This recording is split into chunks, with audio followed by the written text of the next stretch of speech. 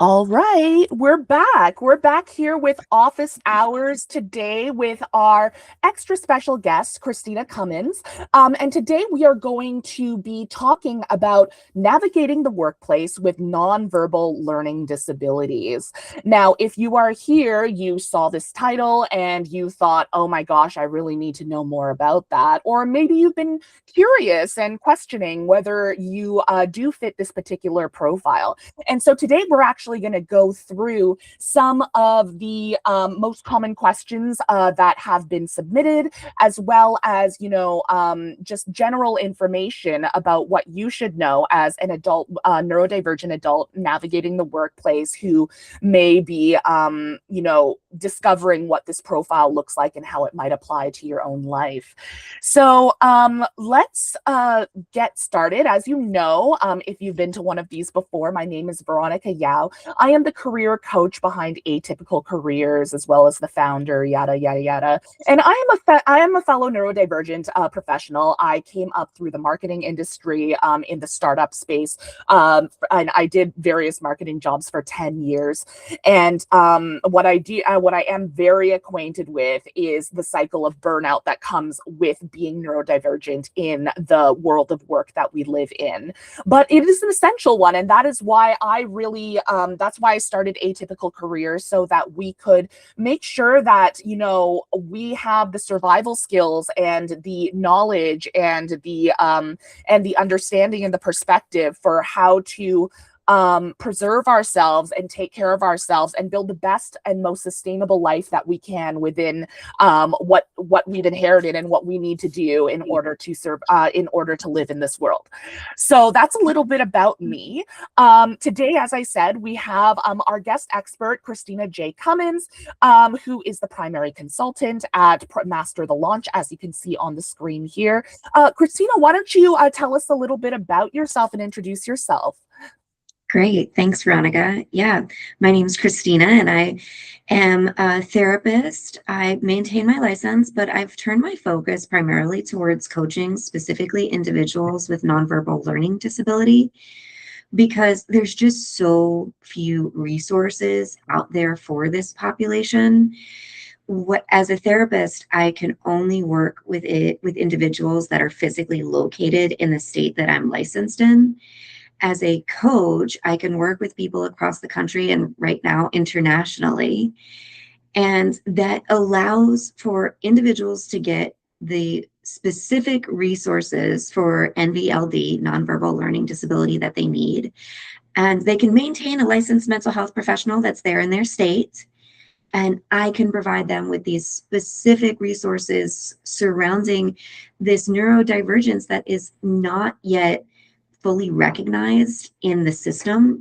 So it's not an official diagnosis in the book that we use, the Diagnostics and Statistics Manual, to diagnose individuals with learning disabilities. And that's why I actually can't call myself an expert in this as a therapist, because for a therapist to call themselves an expert in something, they have to have a specific degree in it or a certain number of what we call continuing education units in this. So I've gone through and I've got, I don't know, 40 some hours of education in the past year and a half on ADHD. But there are literally no trainings on nonverbal learning disability because it is not fully recognized by the American Psychiatric Association, the people that are kind of running the show about what diagnoses are official and what are not. There's a lot of great people working on that problem and working on getting it into the DSM. And those individuals are researchers at Columbia and Yeshiva University. And those are the very few individuals in the world that can be considered real experts in this, these researchers that are doing incredible work. So I'm out here doing the face-to-face work of living and working with these individuals every day. And I have been doing that for about 8 years now. and just reading every single thing I can, collaborating with colleagues that have been doing this for many years, digging into all the research articles, all the books that I possibly can to best serve this population. Absolutely. That's fantastic. And, you know, regardless of what our definition of the word expert is, we're very grateful to have your wealth of knowledge and, you know, the fact that you have immersed yourself in this community, in this space, and like, you know, taken the time to absorb all this information. We're definitely going to benefit from, all the work that you've done over the past many years here in this space. So thank you for being here with us today. Today, we're going to start off a little bit differently. We're going to actually go through a little bit of an introduction of what is nonverbal learning disability. And I have to admit that when I first connected with Christina, what I thought was nonverbal learning disability was actually a completely different definition from what it actually is. So this is just to make sure that we're all on the same page as to what the definition of this term is. So Christina, I'll handle the slides if you can speak to the points that we have here, if you could. Great. So the primary factor or way one would be unofficially diagnosed with NVLD is that their verbal reasoning skills, their verbal IQ is average or often very high. And their visual spatial processing IQ or reasoning is quite a bit lower, but generally speaking, it is below average. So this is someone that may be in the 90th plus percentile in their verbal reasoning, meaning that they can, to put it plainly, outthink verbally 90% of the population. Really intelligent. However, their visual spatial processing might be, I've worked with people where their visual spatial processing is in the 3rd percentile and their verbal processing is in the 99th percentile. This creates an imbalance in their abilities and their imbalance in their ability to express what they know. It also leads to a variety of other challenges. You get someone that has 2 master's degrees in really interesting niche fields, but will have a hard time navigating driving. Will have a hard time navigating making a bed. Is very clumsy and gets lost very easily. And I use the word clumsy not as a judgment, but as how they would describe themselves. And it also leads to executive functioning challenges. So along with this discrepancy comes the things that we think of with other neurodiversities as well. Difficulty managing time, difficulty prioritizing a list to know what's important and what should go first. Difficulty with impulse control. So putting down the phone, we all have a hard time with that, right? But I don't want to downplay that it can be more challenging, even so, for this population. And with the unspoken social context, social rules, because so much of communication and social life is what you're taking in visually. So much of it is the nonverbals. And because this population, by definition, struggles with nonverbal cues or with their visual spatial processing, nonverbal cues can be really challenging. So I would like to say that every individual with this unofficial diagnosis is an individual, and it presents very different. So you could be speaking to a highly successful attorney with this disability, and one might never know that they're struggling to put the dishes correctly in the dishwasher at night. And you might speak to another person who is coming across with a hard time choosing the right words, putting a lot of pressure, having a lot of pressured speech, having a hard time making eye contact, having a facial expression that might depict a lot of anxiety in an interaction. It just runs the gamut like everything else.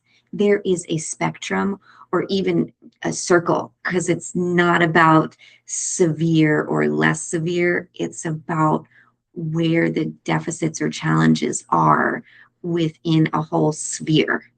Hmm.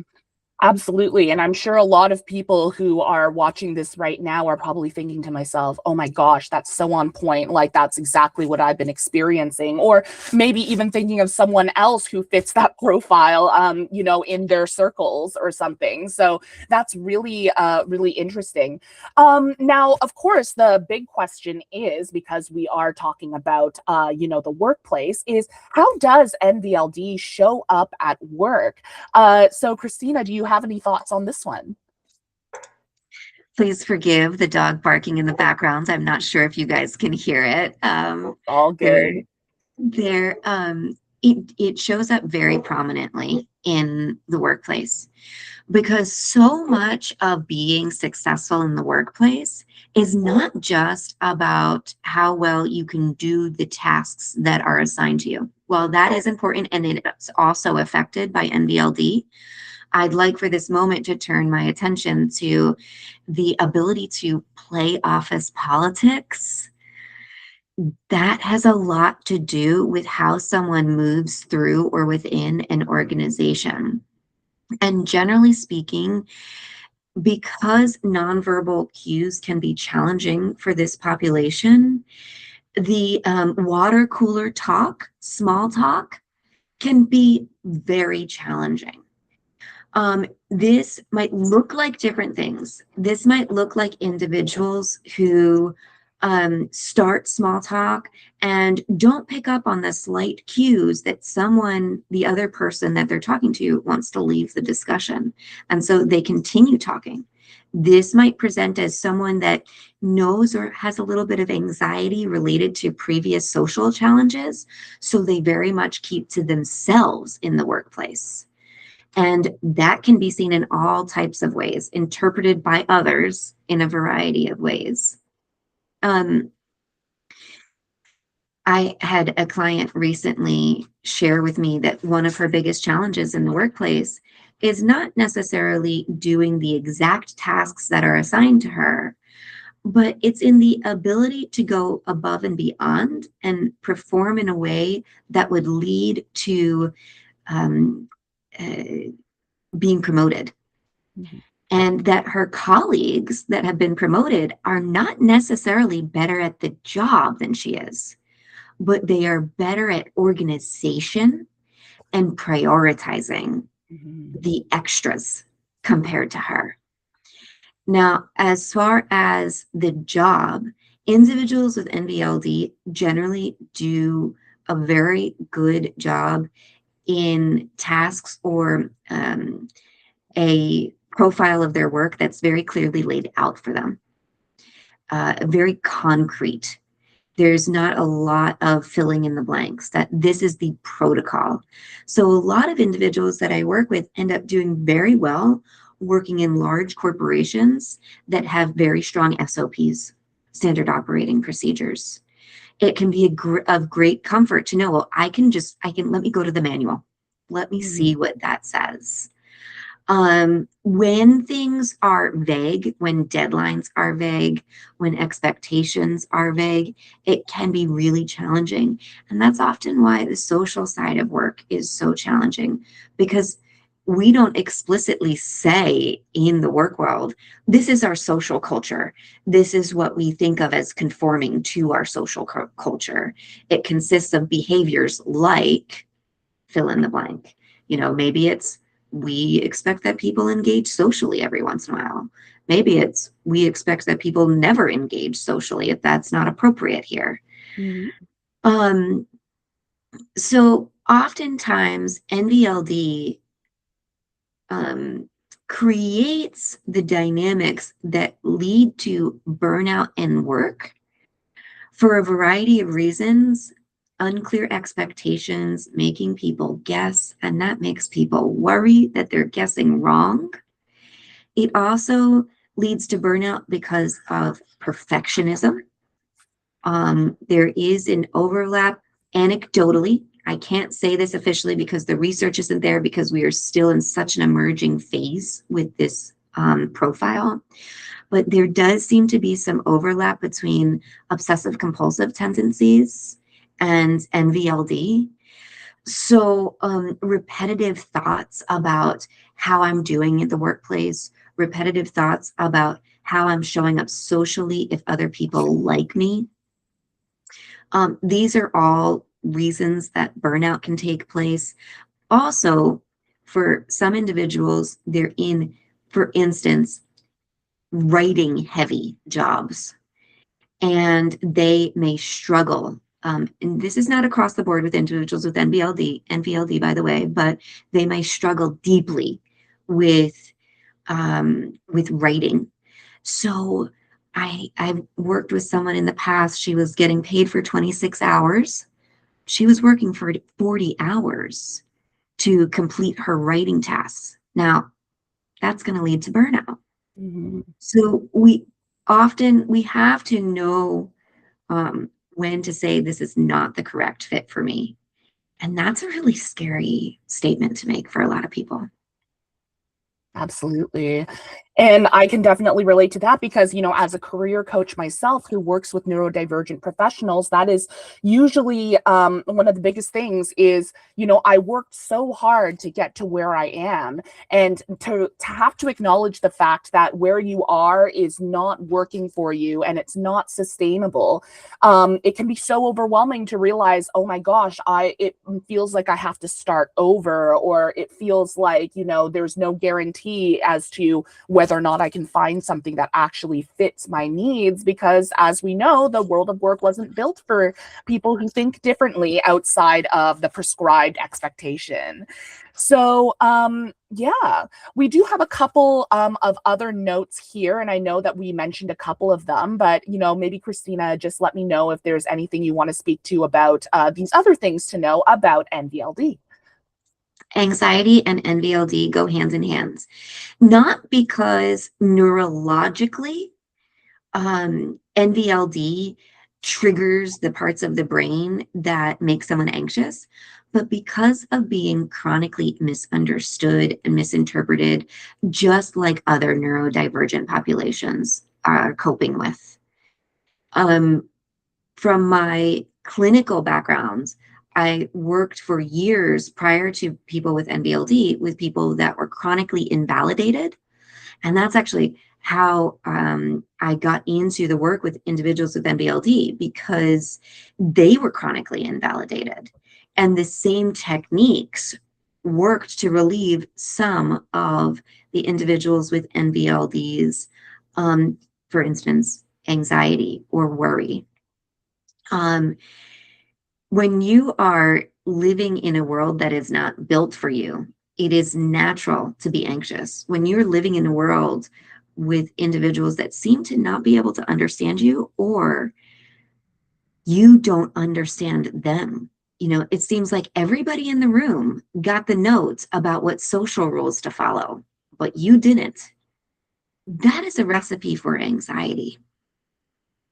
Absolutely. It's kind of like, for me, in my mind, it's almost like, playing a group game, like a group board game, but there are some secret rules that everybody else knows. And you're the only one who keeps tripping over the wire and setting off all of these point deductions or whatever you might be playing. I don't know. But absolutely, it can cause a lot of stress. And over time, years, decades even, it takes its toll. And the trauma continues to live in your body. So that definitely makes a lot of sense to me. So that was our little intro about NVLD, and hopefully you've learned something or gained some insights at this point. And regardless of whether or not you decide to identify with this particular profile, hopefully what we're hoping is that by answering your questions today, you'll be able to gain a better understanding of, not just if you fit this profile, but if you exhibit any of the challenges practices or the qualities that align with the profile, maybe you can come away from this session with some healthier perspectives or tips or ways to kind of sustain yourself and minimize burnout as much as possible. So we do have some pre-submitted questions, and if anybody has any live questions, feel free to drop them in the chat, and we'll see if we have time to get to them. And let's see how many we can get through. This is the first question, and I'll read it aloud. I'm 37 and I work in an office job, and I've always felt like an outsider in all my jobs. How do I know if I'm NVLD, and is it worth getting tested as an adult? Well, we just went through the whole profile of what NVLD is, so hopefully you have a better understanding of what that is now. Do you have any other comments about that, Christina, or any thoughts about whether it's worth getting tested as an adult? Neuropsychological testing, I believe, to be very valuable. Now, here's the thing. It's not cheap. The reality is it is expensive. If you're going to go that route to seek out a neuropsychological evaluation, I say shop around. This is a service that you should be calling up individuals in your state, generally in your area, in your province, and find someone that can do the testing, first off, that believes in NVLD, because unfortunately, there are professionals out there that say, since it is not yet in the DSM, I do not believe that it exists, and I don't screen for it in that way. So you have to find someone that at least will entertain it as an idea, not saying that they won't say that you have it before you have the testing, but just say it is within the realm of possibility that someone could have it. And shop around for price, and also shop around for the intensity with which you want to get tested. Some of the neuropsychological testing is 3 days. Some of it's 6 hours. You might know that you don't have 3 days to invest in this. And of course, those will be the more costly tests. You can get great evaluations in a few hours, a day's worth of testing. I personally find them really valuable in starting my work with individuals, because it allows me to jump into a pattern that may have taken me a month to discover through our work. Well, here I've got that pattern laid out for me in this testing, where someone sat with you for 8 hours and saw that pattern through this testing in this rigorous way. They can be exhausting, they can be expensive, and they can be incredibly valuable for your process of learning how to best work with yourself. Mm-hmm. And if I could just chime in here, because I get a similar question a lot when I'm working with my neurodivergent clients. How important is it to get a diagnosis of ADHD, autism, dyslexia, whatever it might be? And, of course, the answer is it depends always, which is not the answer anyone's looking for. They want an answer of yes or no. But what it really comes down to is, what do you feel like the diagnosis itself is kind of like a tool. You use this tool, this diagnosis, to access certain supports and resources. You might use it to access, access a therapist. You might use it to access medication. You might use it to access other communities that might, be able to support you and things like that. If you feel like you would benefit from that access, and you feel like the benefits of having those resources, access to those resources, is worth the process and the investment, both financial and time, of getting that diagnosis, then there may be a strong enough reason for you to do it. That being said, a lot of people, especially neurodivergent people, we know are underemployed and don't have a lot of expendable income, which is why we say that, even if you don't have a formal diagnosis, you don't have the money to get that, you don't have the means to access a provider and everything, the most important thing is that you identify what the challenges you're dealing with are, and you find ways to try try and deal with it. That's why we have the Facebook group. We have an online Facebook support group for neurodivergent professionals from around the world where people share their experiences and their stories and offer tips as to, how to deal with, with task initiation when your executive functioning just isn't kicking in and you have a deadline coming up, or, ruminating on, on a job interview, for example, where you are really feeling that rejection sensitivity, especially strong in that moment. Just because you don't have access to medication or a licensed professional or even a coach like myself and Christina, although Christina also has the background as a therapist, there are still things that you can do even without it. So that is kind of my thoughts towards that. Anything else you wanted to add before we move on, Christina? Yeah, just as a side note, when you get this diagnosis from a neuropsych evaluator, it has the little asterisk next to it, basically, that said this isn't an official diagnosis. And what that is, to me, that is part of the deeply invalidating process that people are living through day to day with this.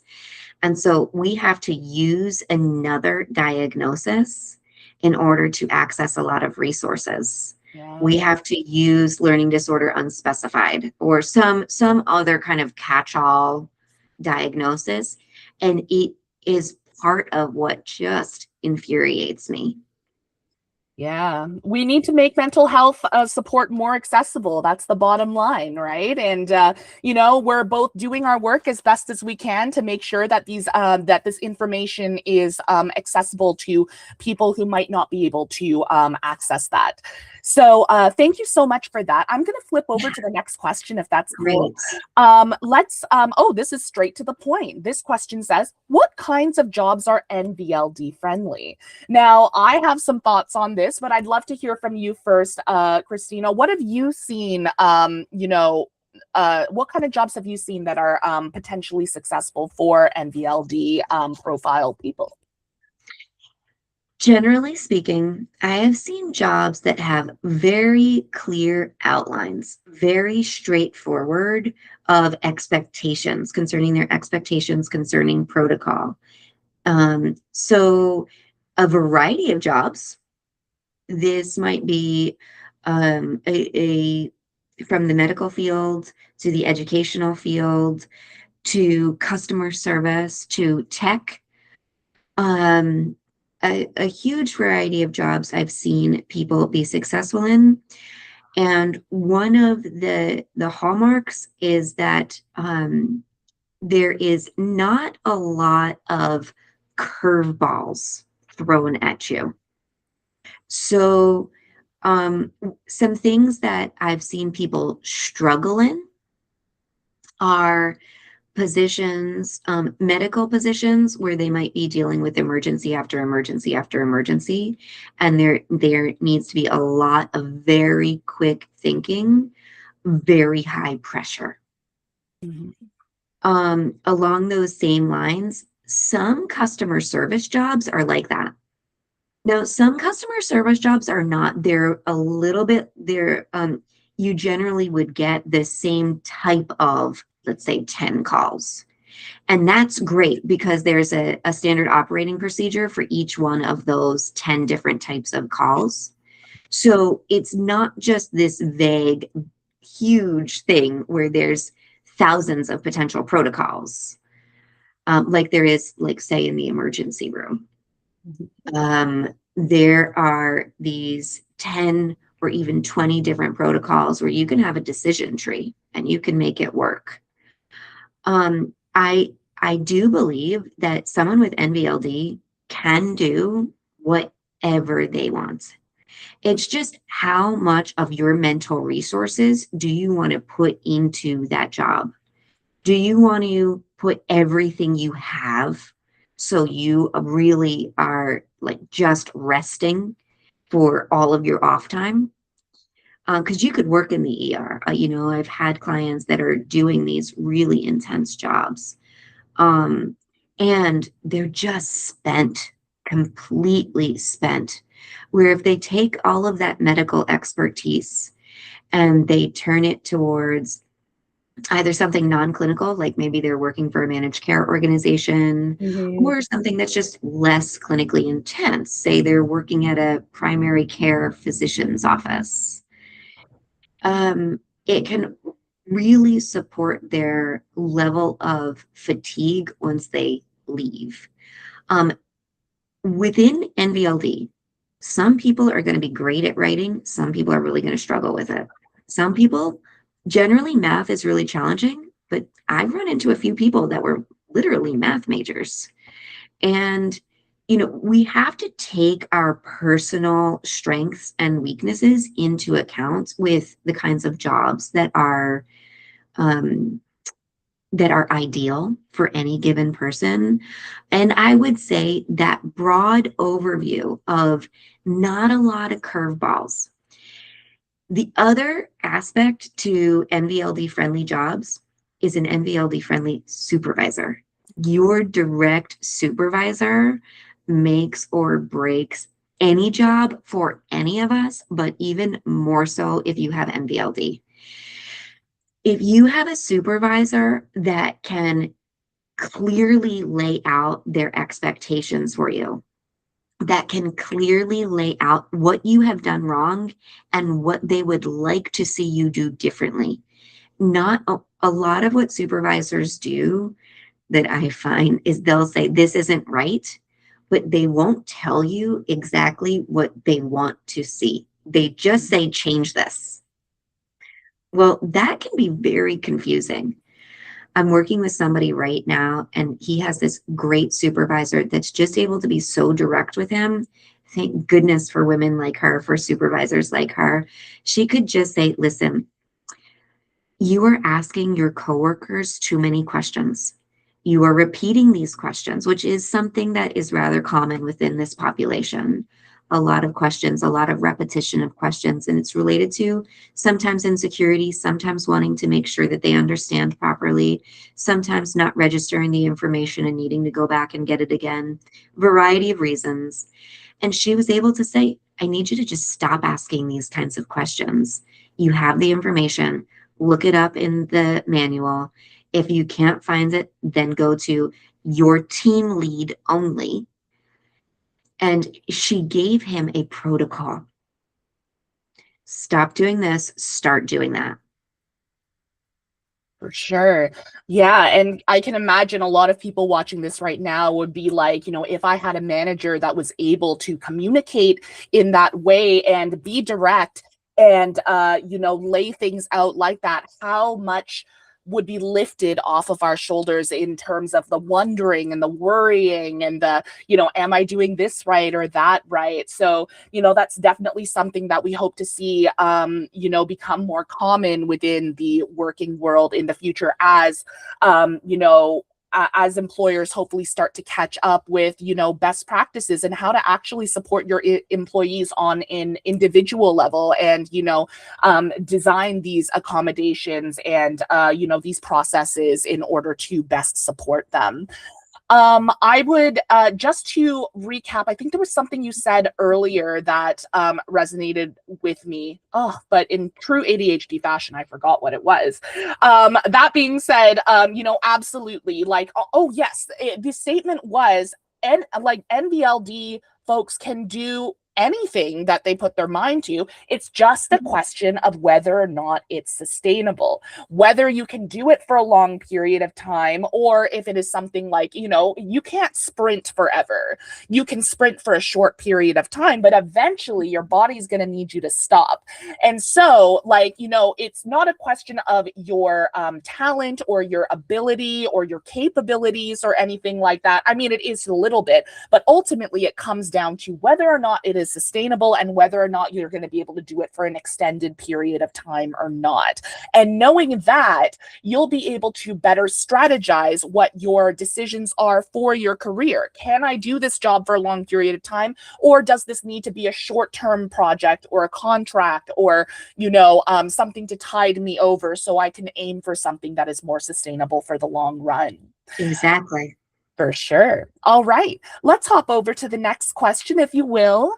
And the question is, how do I know if I should disclose my NVLD to my manager? I can't afford to get fired, but I'm also so exhausted from pretending everything is okay. And honestly, yeah, like I get that. That is the sentiment I hear all of the time.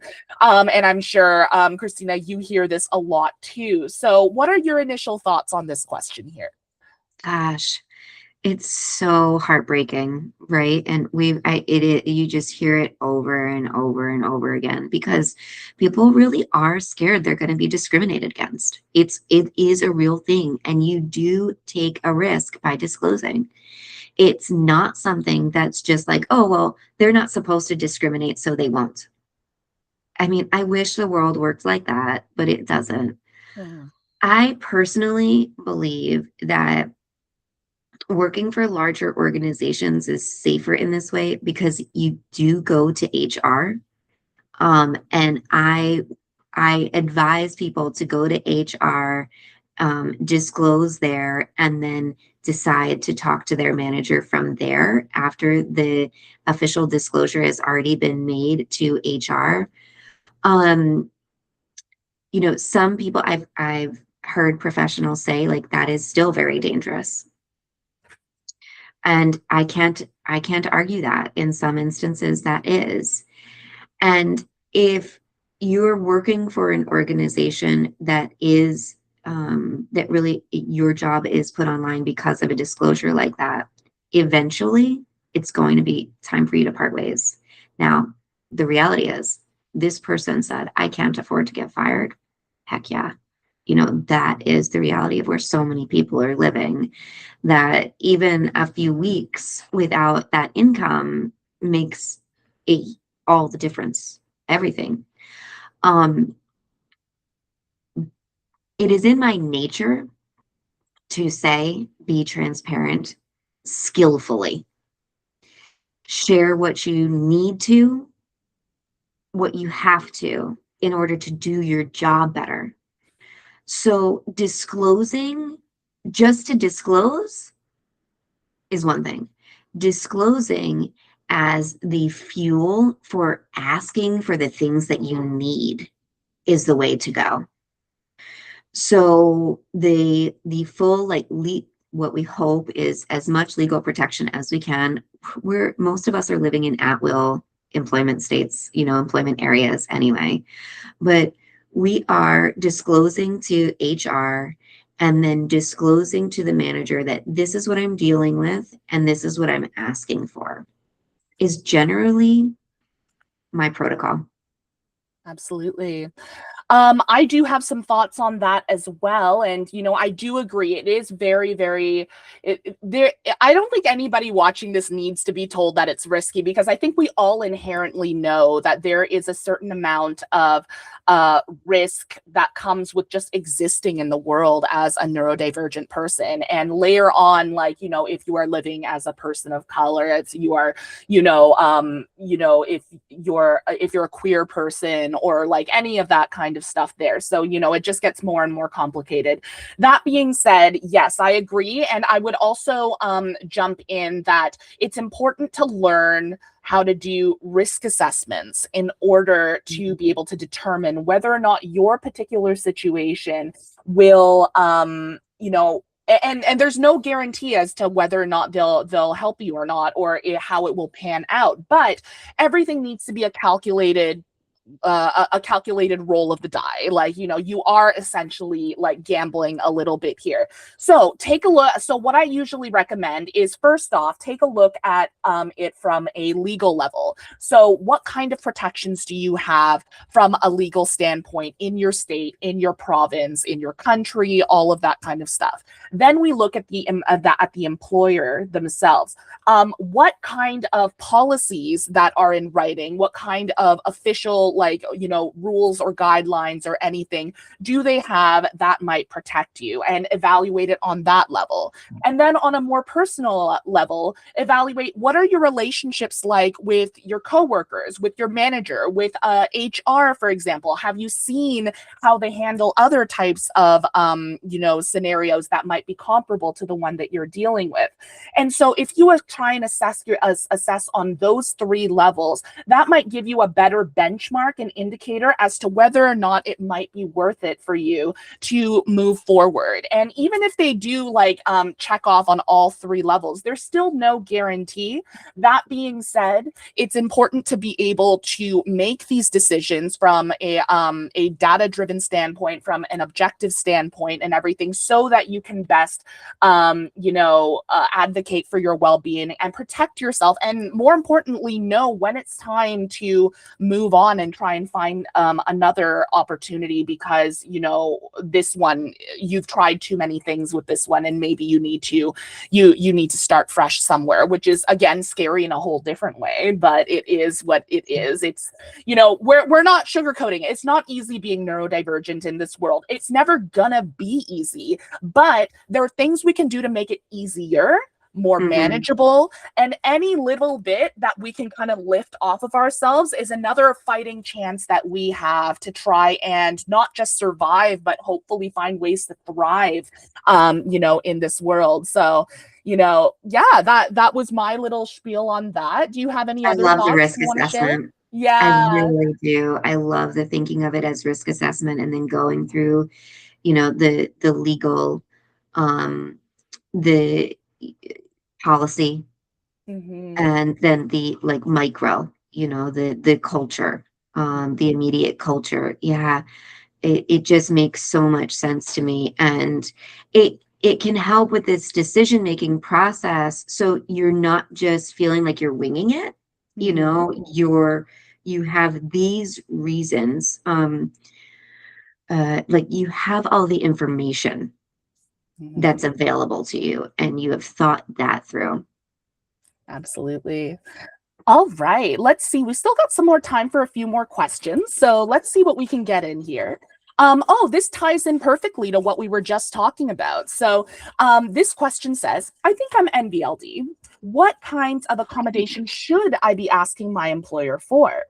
Now, of Mm. course, I'm going to spoil it and say it depends. And again, it's going to require an assessment of what you specifically need, because no two neurodivergent people have the same needs. And I am sure that there is a whole spectrum of needs for people with this particular profile.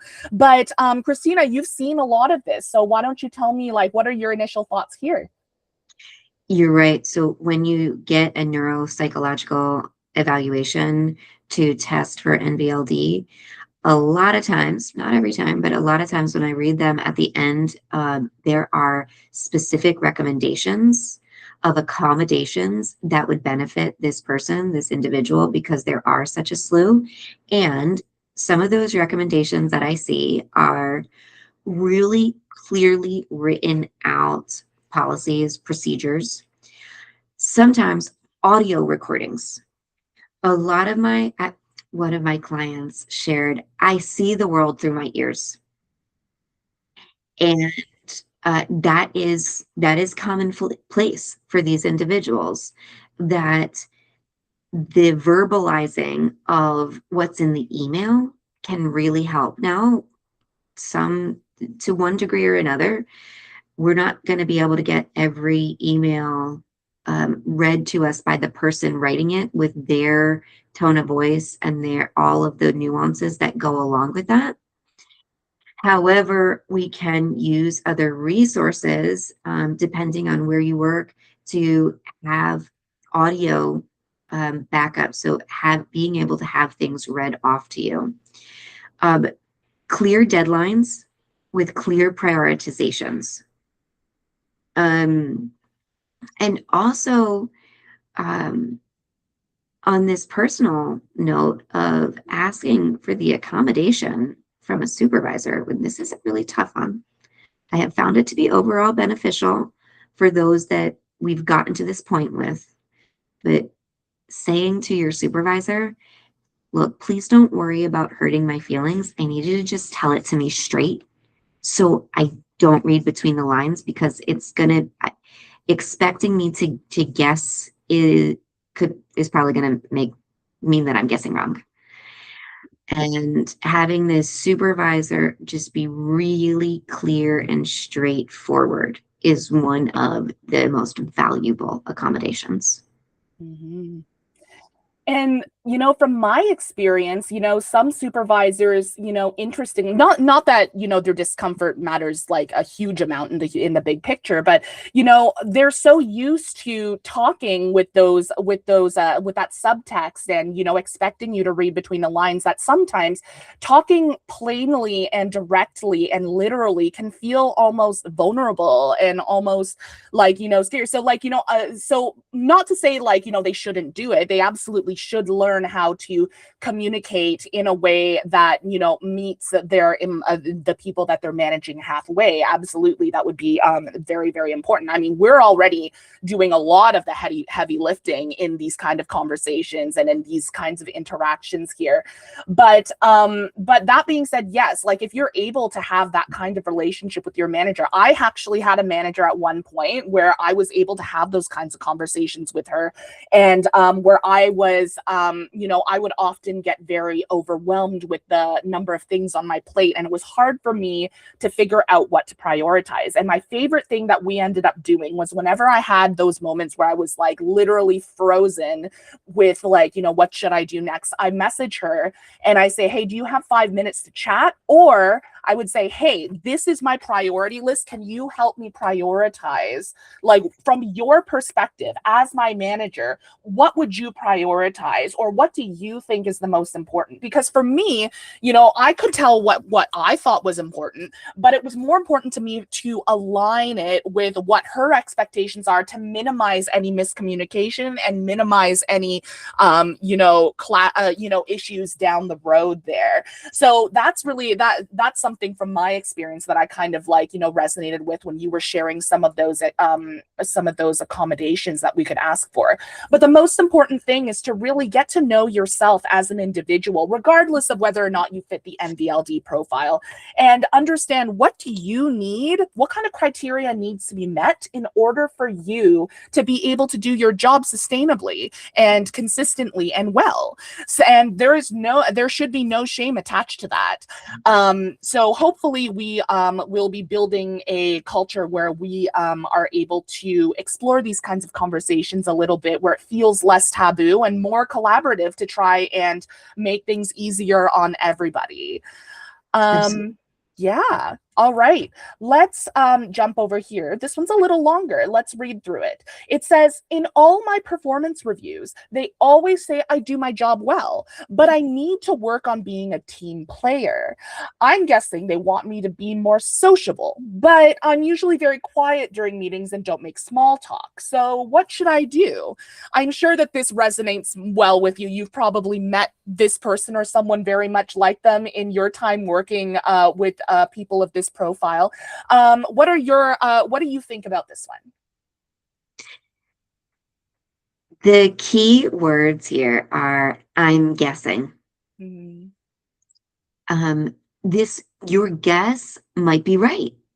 You're probably picking up on some cues that you see other people being more talkative with one another, and that you are not following through on that part of the social norm of the workplace culture.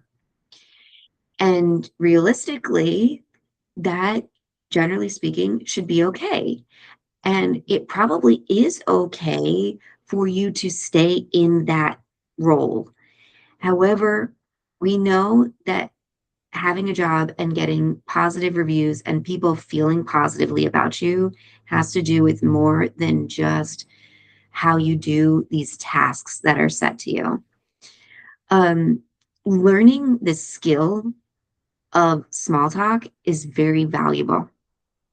And I would suggest that you work on it to an extent. You don't need to put all of your time and energy into it. It doesn't need to become a primary point of focus. It could be something that you work on for literally 2 minutes a week, to have one small conversation with one person. And if it's going to support you in you feeling good about being in the workplace, that's great. I would also encourage this person to ask for clarifying feedback from their supervisor, to make sure that this is even the direction that the supervisor was going. Because being a team player is about more than just small talk. Maybe they were referring to something else, especially if they use that specific term. And there's no way we can know other than having the conversation. So I would be talking to this person about how they would have this conversation. Would it be easier to have this conversation through an email for them? Would it be easier for them to have it in person? What kind of words would they ask? And I would work on crafting the email or the couple sentences to start off the conversation to really get clear. Mm-hmm. Yeah. And, one thing that kind of occurred to me is that, and maybe this definition might help some people watching this, is that being a team player is not so much an action as it is the way you're being perceived. Okay, so like when people say you're not being a team player, it doesn't mean you're not doing this action. It means I am not perceiving you as part of the team. This could be due to a number of actions or inactions that you are doing. It could be a whole combination of things.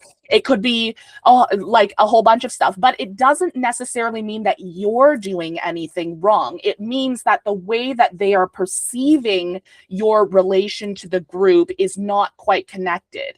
Now, if your goal is to change their perception or shift their perspective, so that they see you as more engaged and more included and stuff like that, you can absolutely work with a career coach like myself, a communication coach or an SLP or a therapist or anybody or even a friend who's like really, really good at this kind of stuff, and come up with some strategies to try and see how can I shift that thing? And that might mean going out, once a month to a company social and figuring out a way to deal with that. It might be changing the way that the phrasing and the way that you communicate. I remember one time someone reported me to HR early in my career because I was standoffish. So I started adding smiley faces to the ends of my emails and they stopped bothering me.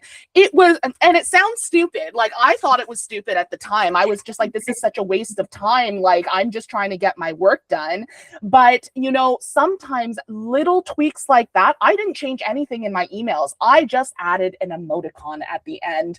And sometimes it's little things like that that will change the perception. So that's just my thought on that. Anything else you would say about that? I think you're spot on. I've been working with one client who's to himself a little bit more in the workplace, and we've been working on this just gentle smiles to other people. Nothing, no big smile. He doesn't want to engage in small talk. That's fine. He does want to be perceived positively and wants his manager to perceive him positively. So we have been working on just Mm-hmm. and And going about his business. And the thing is, it's like walking around with is like, like an expressionless face or like, a stone face or whatever you might perceive it as. There's nothing wrong with it. But what you want to do is, if you want to use this expression as a tool to try and adjust the perception, to change the dynamic in a thing, use it as a tool. Decide when you want to use the tool. You're not obligated to use it 24 hours a day. That is called masking, and you will burn out. But it is very important to understand what are the factors at play, and there's no harm in coming up with some strategies and some techniques for trying to make your life a little bit easier during these interactions. Absolutely. Being strategic with it. And this is linked to a specific goal. Mhm. So, and we also discuss this really important concept of, you know, if it is exactly the opposite of how he's feeling because he just got off of a hard call, it's not the time to use that strategy. You're allowed to have had a difficult call and be in some kind of space about that, for Mhm. example. It's all about having the skill or the tool or the technique, and then the power really comes from your ability to decide when you want to use it. And you don't have to use it all the time, but it's having the choice and the ability and the ability to do it. So I think we've gone through some really great questions today. We've covered a lot in this conversation about nonverbal learning disability. And thank you again, Christina, for coming and sharing your knowledge about this particular profile. And I hope it's really helped a lot of people watching this understand a little bit better how these different dynamics and these things come into play, especially within the world of work. I do have some information on the screen right now about Christina Cummins, who is, who leads Master the Launch here. And Christina, do you have anything that you would like to share? Any offers that you have coming up, just so that people watching will know what to Thank expect from you. you soon? I'm specifically going to be launching a group program for adults with nonverbal learning disorder to support them in their executive functioning to live a well-rounded life where they're working towards not only their professional goals, but they're also their personal goals. We are externalizing some executive functioning here and taking some of the weight, the mental load off of their shoulders while still moving them in the direction they want to in life. So if anyone is interested in that group program, I'd love to talk with people to just see if it's a good fit, and also just getting the resources out there to them for this very underserved population. Absolutely. And you can find out more information about that at masterthelaunch.com, and look out for updates from Christina and the amazing work that she is doing in this very much needed space. A little plug about me here, of course. I am Veronica, and I am the career coach behind Atypical Careers. I help neurodivergent professionals build a sustainable work life and break free of burnout. I do take private coaching, although I have just recently launched a really exciting group coaching program called Misfit to Master Plan. This is an online course with interactive worksheets and bite-sized video lessons. And this group coaching program builds on top of that even more to make sure that in 6 weeks you will have, you will have insight and clarity as to what kind of work is most sustainable for you. You will create a roadmap to figure out how to get there, as well as neurodivergent friendly strategies that work for you specifically. Because as we covered in this call, no two neurodivergent people have the exact same needs, and we want to make sure that this plan works for you. So if you are feeling stuck about your work life and you realize it's not sustainable, I can't do this for another year, definitely feel free to reach out and let me know, and I would be happy to chat with you and see if it's the right fit for sure. I also have my Facebook group, which, you may or may not know, but it is a group of over 75,000 neurodivergent professionals from around the world. It is a really great community for learning about what other neurodivergent professionals experience, getting advice and tips and insights from other people who are just like you, going through the world of work and, trying to figure out how to survive and hopefully thrive at some point. So that is basically it for us. I want to thank you again, Christina, for sharing your knowledge about nonverbal learning disability with us today in the workplace. Any final thoughts before we finish up? You are so welcome. I had such a nice time, Veronica. Amazing. We're so grateful to have you. All right. Well, stay tuned for more on Atypical Careers. Otherwise, have a great day and take care. All right. So